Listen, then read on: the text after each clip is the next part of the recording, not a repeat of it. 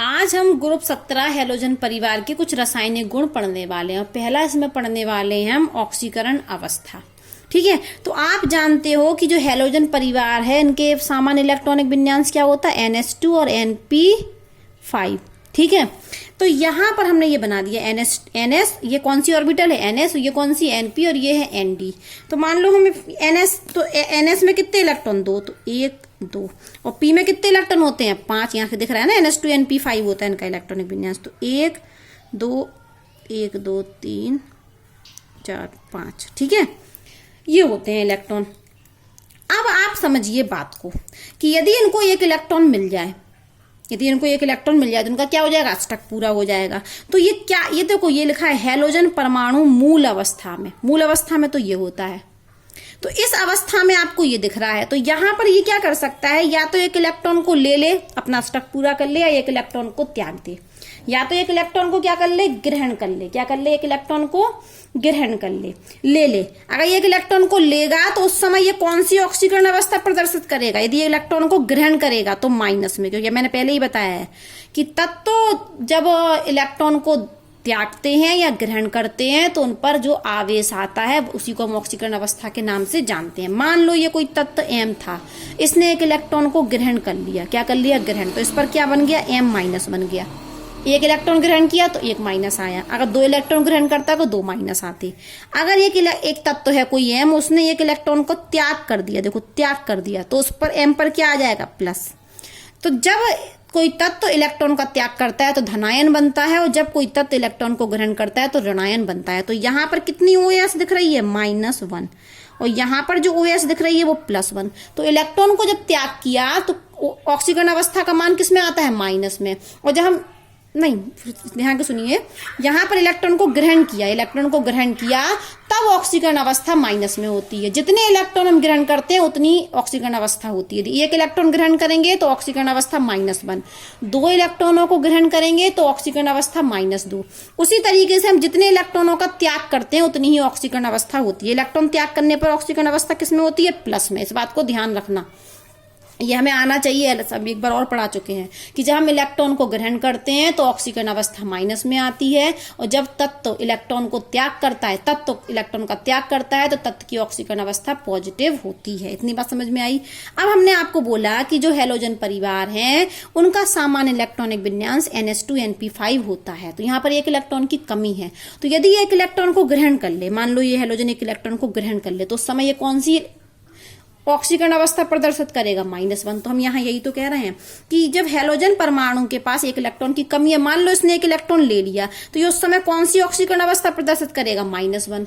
और यदि हो सकता है कि एक इलेक्ट्रॉन का त्याग कर दे तो ये तो तब क्या करेगा, +1 को शो करेगा। तो यहाँ पर मूल अवस्था में हैलोजन तत्व मूल अवस्था में, या तो ये OS लिख रहे हैं हम, ये OS इनकी कितनी हो सकती है, या तो -1 OS शो कर सकता है या +1 OS शो कर सकता है। लेकिन यहाँ पर नियम है कि फ्लोरीन को छोड़कर, क्योंकि फ्लोरीन नहीं करता है, फ्लोरीन को छोड़कर, फ्लोरीन +1 वाले को शो नहीं करता है। तो हैलोजन तत्व जो होते हैं वो मूल अवस्था में, ध्यान से सुन लीजिए, हैलोजन तत्व मूल अवस्था में या तो -1 ऑक्सीकरण अवस्था प्रदर्शित करते हैं या +1 ऑक्सीकरण अवस्था प्रदर्शित करते हैं। और हमें यहां से दिख रहा है, या तो एक इलेक्ट्रॉन को त्याग करेगा तो +1 में, और यदि ग्रहण कर लेगा एक इलेक्ट्रॉन को तो -1 ऑक्सीकरण अवस्था होगी। अब सुनिए उत्तेजित अवस्था में क्या होगा, उत्तेजित अवस्था में सुनिए, ये प्रथम उत्तेजित अवस्था में, तो प्रथम उत्तेजित अवस्था में ये जो इलेक्ट्रॉन है, ये पियरिंग वाला इलेक्ट्रॉन, ये उत्तेजित होकर d ऑर्बिटल में चला जाएगा। तो ये देखते हैं हम, ये तो हमारा ये ऐसा ही रहा,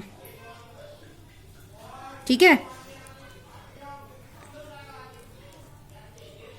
क्या हुआ, देखो ये वाला इलेक्ट्रॉन, ये वाला इलेक्ट्रॉन कहाँ चला गया, d ऑर्बिटल में उत्तेजित होकर चला गया प्रथम उत्तेजित अवस्था में। तो अब क्या कर सकते हैं ये, अब 1 2 3, या तो 3 इलेक्ट्रॉन को ग्रहण कर ले या 3 इलेक्ट्रॉन को त्याग कर दें। तो ये 3 इलेक्ट्रॉन ग्रहण नहीं करेगा, इस समय ये 3 इलेक्ट्रॉनों का त्याग कर सकता है, 1 2 3 अनपेयर्ड इलेक्ट्रॉन है, इसलिए यहां पर ये -+3 इलेक्ट्रॉन को क्या करेगा, त्याग करेगा। इलेक्ट्रॉन को त्याग करने पर प्लस में होती है ऑक्सीकरण अवस्था, देखो यहाँ 3 इलेक्ट्रॉन को त्याग किया प्लस में, तो यहाँ से ये 3 इलेक्ट्रॉनों का त्याग कर सकता है, इसलिए +3 ऑक्सीकरण अवस्था को प्रदर्शित कर सकता है।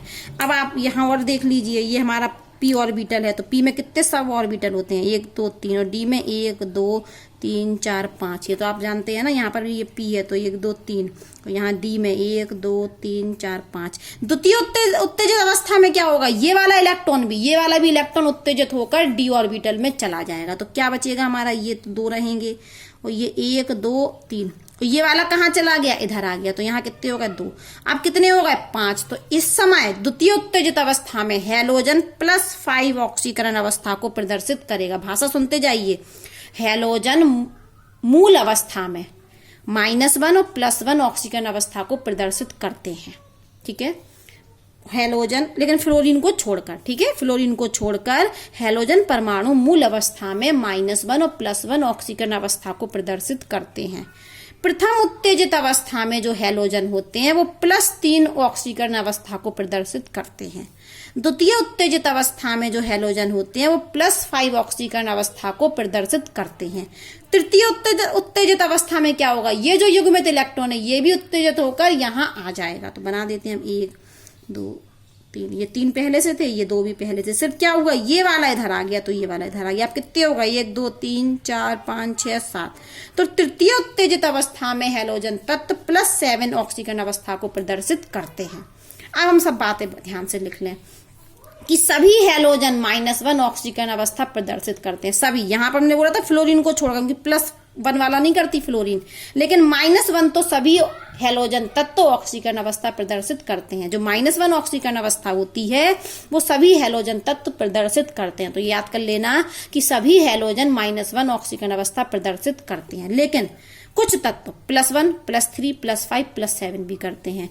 कौन कौन करते हैं, ये फ्लोरीन को छोड़कर Cl, क्लोरीन ब्रोमीन आयोडीन, +1 भी शो करते हैं, +3 भी शो करते हैं, +5 भी करते हैं, +7 भी करते हैं। -1 तो देखो सभी हैलोजन करते हैं, -1 तो सभी हैलोजन करते हैं। +1 +3 +5 +7 कौन करता है, फ्लोरीन को छोड़कर, तो फ्लोरीन को छोड़ दिया तो क्लोरीन ब्रोमीन आयोडीन +1 +3 +5 और +7 ऑक्सीकरण अवस्था को प्रदर्शित कर सकते हैं। इतनी बात समझ में आई। पहला था कि सभी हैलोजन -1 ऑक्सीकरण अवस्था प्रदर्शित करते हैं, लेकिन फ्लोरीन को छोड़कर क्लोरीन ब्रोमीन आयोडीन +1 +3 +5 +7 भी OS ऑक्सीकरण अवस्था को प्रदर्शित कर सकते हैं। अब सुनिए, जो क्लोरीन और ब्रोमीन होता है वो +4 और +6 भी कर सकता है। क्लोरीन और ब्रोमीन +4 और +6 ऑक्सीकरण अवस्था को प्रदर्शित कर सकते हैं, लेकिन ये कहाँ करते हैं, ऑक्साइड में और ऑक्सी अम्ल में। अच्छा, हमने यहाँ पर एक क्लोरीन का ऑक्साइड लिया, ये ClO2, तो यहाँ जो ClO2 है इसमें क्लोरीन की ऑक्सीकरण अवस्था +4 होती है। Cl2O6 में क्लोरीन की ऑक्सीकरण अवस्था होती है +6, तो क्लोरीन कर सकता है और ब्रोमीन क्या +4 और +6, आयोडीन नहीं कर सकता +4 और +6, ठीक है। तो सभी हैलोजन -1 ऑक्सीकरण अवस्था प्रदर्शित कर सकते हैं, लेकिन फ्लोरीन नहीं कर, फ्लोरीन को छोड़कर जो क्लोरीन ब्रोमीन आयोडीन होते हैं वो ये वाली भी शो कर सकते हैं। ये फ्लोरीन नहीं कर सकता, क्या नहीं कर सकता, फ्लोरीन +1 को नहीं कर सकता, +3 को नहीं कर सकता, +5 को नहीं कर सकता, +7 को नहीं कर सकता, फ्लोरीन नहीं कर सकता, लेकिन क्लोरीन ब्रोमीन आयोडीन ये वाली ऑक्सीकरण अवस्था को प्रदर्शित कर सकते हैं। और नियम सुनिए, क्लोरीन और ब्रोमीन तो +4 और +6 को भी कर सकता है। देखो ये कंपाउंड हमने दिखा भी दिए, जहां क्लोरीन की कितनी ऑक्सीकरण अवस्था है +4, यहाँ कितनी है इस कंपाउंड में क्लोरीन की ऑक्सीकरण अवस्था +6, तो क्लोरीन तो +4 और +6 भी ऑक्सीकरण अवस्था को प्रदर्शित कर सकते हैं।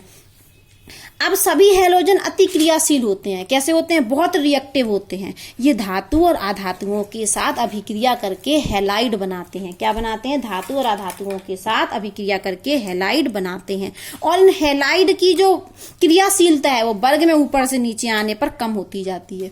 तो वर्ग में नीचे आने पर इन हैलोजन की क्रियाशीलता, किसकी क्रियाशीलता, हैलाइड की नहीं, हैलोजन की क्रियाशीलता कम होती जाती है। तो फ्लोरीन, फिर Cl2, फिर Br2 और फिर I2, तो इनकी जो क्रियाशीलता है वो घटती जाती है, वर्ग में ऊपर से नीचे आने पर घटती जाती है। अब आप जानते हैं कि इनके बाहरी कोश में कितने इलेक्ट्रॉन होते हैं, 7। तो इनमें क्या गुण होता है, इलेक्ट्रॉन लेने का। कितने इलेक्ट्रॉन लेने का, 1 इलेक्ट्रॉन लेने की प्रवृत्ति होती है। तो आप जानते हैं कि एक इलेक्ट्रॉन लेने की प्रवृत्ति होती है इनमें, एक इलेक्ट्रॉन लेने की। तो इलेक्ट्रॉन लेते हैं और इस इलेक्ट्रॉन लेने की प्रवृत्ति के कारण ही ये ऑक्सीकारक होते हैं। ऑक्सीकारक कौन होते हैं? जो दूसरों को ऑक्सीकृत कर दें और स्वयं अपना अपचयन कर लें। पहली बात, ऑक्सीकारक की परिभाषा सुनिए, जो दूसरों को ऑक्सीकृत कर दें और अपना क्या कर लें? अपचयन। तो आप जानते हो ऑक्सीकरण में क्या होता है? ऑक्सीकरण की परिभाषा क्या होती है? ऑक्सीडेशन की, इलेक्ट्रॉन का लॉस, ठीक है।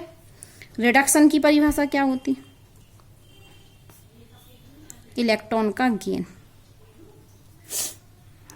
हैलोजन में कौन सा गुण है? इलेक्ट्रॉन लेने का।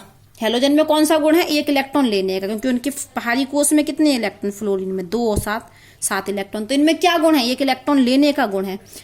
हैलोजन में इलेक्ट्रॉन लेने का गुण है। लेने का गुण मतलब इनमें अपना क्या होता है? अपचयन। तो ये दूसरों को क्या कर देते हैं? ऑक्सीकृत। दूसरों को क्या कर देते? इलेक्ट्रॉन ले लेंगे तो दूसरे कंपाउंड से क्या होगा? इलेक्ट्रॉन का लॉस होगा, तो उनका क्या होगा? ऑक्सीकरण होगा। वापस सुन लीजिए कि हैलोजन परमाणुओं में इलेक्ट्रॉन लेने की प्रवृत्ति होती है, इलेक्ट्रॉनों की लेने की प्रवृत्ति होती है, और लेने की प्रवृत्ति के कारण ये ऑक्सीकारक की तरह व्यवहार करते हैं। और जो फ्लोरीन होता है वो सबसे अधिक प्रबल ऑक्सीकारक है। फ्लोरीन हमारा क्या है? प्रबल ऑक्सीकारक है। पूरी आवर्त सारणी में सबसे ज्यादा ऑक्सीकारक फ्लोरीन है, ठीक है। और ये हैलोजन ऑक्सीकारक क्यों होते? कोई आपसे पूछे इनमें ऑक्सीकारक का गुण क्यों पाया जाता है, तो आप बोलोगे इलेक्ट्रॉन लेने की प्रवृत्ति के कारण, इलेक्ट्रॉन ग्रहण करने की प्रवृत्ति के कारण। तो ये अपना क्या कर लेते? इलेक्ट्रॉन लेने की वजह से अपचयन, और दूसरों को क्या कर देते? ऑक्सीकृत। ऑक्सीकारक होते यही हैं जो अपना अपचयन कर लें, दूसरों को ऑक्सीकृत कर दें। तो इलेक्ट्रॉन लेते हैं तो अपना अपचयन कर लेते हैं, दूसरों को ऑक्सीकृत कर देते हैं, इसलिए हैलोजन क्या होते हैं? प्रबल ऑक्सीकारक होते हैं। अब सुनिए, ये तो अलग से हमने एक बात बता दी आपको। सामान्यतः जो हैलोजन है वो उच्च परमाणु क्रमांक के हैलाइड आयनों को ऑक्सीकृत करते हैं। हमने सीख लिया कि हैलोजन तत्वों में इलेक्ट्रॉन लेने की प्रवृत्ति होती है, इसलिए ऑक्सीकारक की तरह व्यवहार करते हैं। हमने दिमाग में बैठा लिया कि इलेक्ट्रॉन लेने के प्रवृत्ति के कारण हैलोजन ऑक्सीकारक होते हैं, ठीक है। ऑक्सीकारक का अर्थ क्या है? दूसरों को ऑक्सीकृत करना, अपना अपचयन करना। तो जो हैलोजन ऑक्सीकारक हैं तो ये दूसरों को ऑक्सीकृत करते हैं। तो क्या करते हैं ये हैलोजन? उच्च परमाणु क्रमांक वाले हैलाइड आयनों को ऑक्सीकृत करते हैं। देखिए यहां पर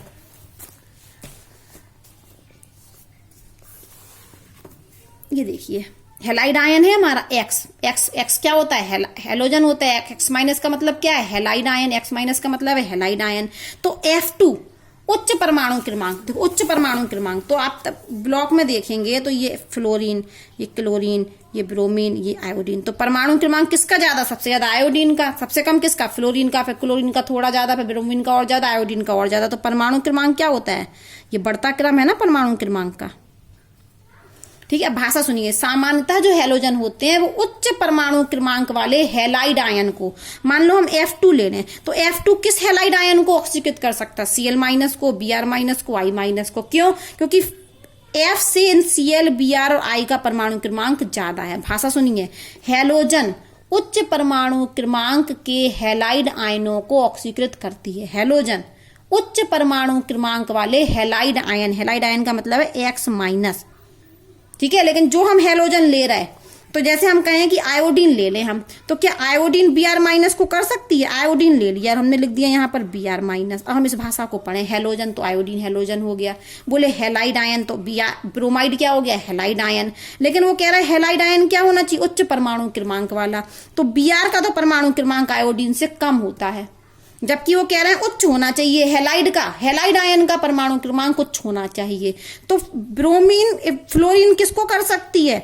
X माइनस हैलाइड आयन को ऑक्सीकृत कर सकती है। और क्या बना सकती है ऑक्सीकृत करके? X2 में ऑक्सीकृत कर सकती है। 2 ले लिए तो ये हमारा ये क्या निकल गया? 2F minus. तो यहाँ पर X माइनस कौन कौन हो सकता है? यदि हमने फ्लोरीन से कहा कि फ्लोरीन ने इस हैलाइड आयन को ऑक्सीकृत कर दिया, कैसे समझ में आया कि ऑक्सीकरण कर दिया? हम इसकी ऑक्सीकरण अवस्था देख लेते हैं। कितनी है इसकी ऑक्सीकरण अवस्था? -1। इस हैलाइड आयन की ऑक्सीकरण अवस्था -1 है और यहाँ पर कितनी है? 0। तो -1 से 0 हुआ तो मतलब ये क्या हुई? OS में वृद्धि हुई। और OS में वृद्धि का मतलब है क्या है? ऑक्सीडेशन हुआ। ऑक्सीकरण हुआ। तो हैलाइड आयन का ऑक्सीकरण हो गया, किसने कर दिया? हैलाइड आयन का ऑक्सीकरण हो गया, किसने कर दिया? हैलोजन ने। लेकिन ये हैलोजन किस हैलाइड आयन का ऑक्सीकृत कर सकता है? अपने से ज्यादा वाले का। तो ये फ्लोरीन हैलोजन है, तो इससे ज्यादा वाले हैलाइड आयन कौन होंगे? Cl minus, Br minus, I minus. तो यहाँ पर X माइनस क्या हो सकता है? या तो Cl माइनस हो सकता है, या Br माइनस हो सकता है, या I माइनस हो सकता है। अब क्या आयोडीन Br माइनस को कर सकती? नहीं। क्यों? क्योंकि ये आयोडीन का परमाणु क्रमांक ज्यादा है और Br का परमाणु क्रमांक क्या है? कम। तो वो कह रहे हैं कि हैलोजन हैलाइड आयन को ऑक्सीकृत करती है, लेकिन हैलाइड आयन का परमाणु क्रमांक ज्यादा होना चाहिए, इसलिए ये वाली अभिक्रिया नहीं हो सकती, लेकिन ये हो सकती है। अब हमने ले लिया कि Cl2 कर रही है, कौन सा हैलोजन ले लिया? Cl2। कौन सा हैलोजन ले लिया? Cl2। तो Cl2 किस किस हैलाइड आयन को ऑक्सीकृत कर सकती है, आप बताइए। Cl से ज्यादा परमाणु क्रमांक वाला कौन सा होगा? Br और I। तो यदि हम Cl2 ले लें और यहां पर कहें कि हमारा हैलाइड आयन है और ये X2 और ये 2Cl माइनस बन गए ये दो लेने से, तो यहां पर X माइनस कौन होगा? अगर हमने F2 लिया तो हैलाइड आयन कौन कौन से हो सकते थे? क्लोराइड, ब्रोमाइड और आयोडीन। अब हमने क्लोरीन ले लिया, तो अब हैलाइड आयन कौन से हो सकते हैं? ब्रोमाइड और आयोडीन। तो अब हैलाइड आयन हो सकते हैं ब्रोमाइड और आयोडाइड। अगर हम Br2 हैलोजन ले लें तो Br2 सिर्फ किसको कर पाएगा? आयोडाइड आयन को। यदि हम Br2 ले लें और हम कहें कि इसने आयोडाइड आयन को ऑक्सीकृत कर दिया यहां पर, तो यहां पर क्योंकि ब्रोमीन से ज्यादा सिर्फ एक ही हैलाइड आयन है जिसका क्रमांक ज्यादा है, तो यहां पर जो X है ये सिर्फ I माइनस हो सकता है। साफ साफ लिखा है कि हैलोजन परमाणु अपने उच्च परमाणु क्रमांक वाले हैलाइड आयन को ऑक्सीकृत कर सकता है। दिख रहा है कि हैलाइड आयन की ऑक्सीकरण अवस्था -1 से 0 हो रही, यहां भी -1 से 0 हो रही, -1 से 0 हो रही। -1 से 0 का अर्थ है कि बढ़ रही है, और ऑक्सीकरण संख्या में वृद्धि को ही हम ऑक्सीकरण कहते हैं। तो हैलाइड आयन का हैलोजन में ऑक्सीकरण हो रहा है, लेकिन हैलोजन के ही द्वारा, लेकिन हैलोजन हैलाइड आयन को ऑक्सीकृत कर सकती है, बस हैलाइड आयन का परमाणु क्रमांक ज्यादा होना चाहिए। तो जो फ्लोरीन होती है वो किन किन हैलाइड आयनों का ऑक्सीकृत कर सकती है? क्लोराइड, ब्रोमाइड, आयोडाइड आयनों को ऑक्सीकृत कर सकती है। क्लोरीन किसका कर सकती है? ब्रोमाइड और आयोडाइड आयनों का ऑक्सीकरण कर सकती है। और ब्रोमीन सिर्फ किसका कर सकती है?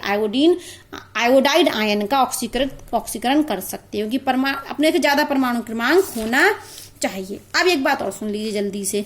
फ्लोरीन जो होता है वो अपने ही परिवार के तत्वों से कुछ असमान व्यवहार प्रदर्शित करता है। जैसे नाइट्रोजन करता था अपने नाइट्रोजन परिवार से असमान व्यवहार प्रदर्शित, ऑक्सीजन भी अपने ऑक्सीजन परिवार से असमान व्यवहार प्रदर्शित करता था। उसी प्रकार से जो फ्लोरीन होता है, फ्लोरीन भी अपने ही परिवार के तत्वों से कुछ असमान व्यवहार प्रदर्शित करता है। क्यों? तो फ्लोरीन का असमान व्यवहार किस कारण से होता है? एक तो फ्लोरीन की वियोजन एंथैल्पी क्या होती है? कम। और क्यों कम होती है? क्योंकि इसमें क्या होता है? इलेक्ट्रॉन इलेक्ट्रॉन प्रतिकर्षण। और आकार क्या होता? आकार होता है छोटा। ये दो कारण हैं। तो पहला तो फ्लोरीन का असमान व्यवहार का कारण है कि इनकी इस बॉन्ड की वियोजन एंथैल्पी क्या होती? कम। और क्यों कम होती है? अगर पूछे वियोजन एंथैल्पी क्यों कम होती, तो आकार छोटे होने के कारण इलेक्ट्रॉन इलेक्ट्रॉन प्रतिकर्षण की वजह से। और इनकी जो इलेक्ट्रोनेगेटिविटी होती है वो उच्च होती है। और सबसे बड़ी बात कि इनमें प्रसार के लिए डी ऑर्बिटल अनुपस्थित होते हैं। तो इन तीन कारणों के कारण फ्लोरीन अपने तत्वों से असमान व्यवहार प्रदर्शित करती हैं। और फ्लोरीन की जो अधिकांश अभिक्रियाएं होती हैं वो ऊष्मा क्षेपी अभिक्रियाएं होती हैं। ऊष्मा क्षेपी का अर्थ है ऊष्मा उत्सर्जन होता है। तो फ्लोरीन की जो अधिकांश अभिक्रियाएं हैं वो ऊष्मा क्षेपी प्रकार की होती हैं।